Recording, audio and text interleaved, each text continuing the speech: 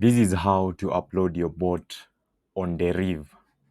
So first of all, log in and then go to this place here. You can either go to derivbot or binary bot. And then from here, no thanks. From here, just click these load new blocks here and then load from my computer. And just pick this one. And there you go. You have your bot. And the only thing that remains now after loading the bot is, if you're sure of the settings you have, just click on run. Let's see if this makes anything. You can see we have staked 0.35. See if we make anything or we lose anything.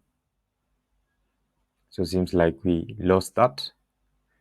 See, it has taken the loss and then doubled the new stake. Let's see. We lost again. So let's just close this bot.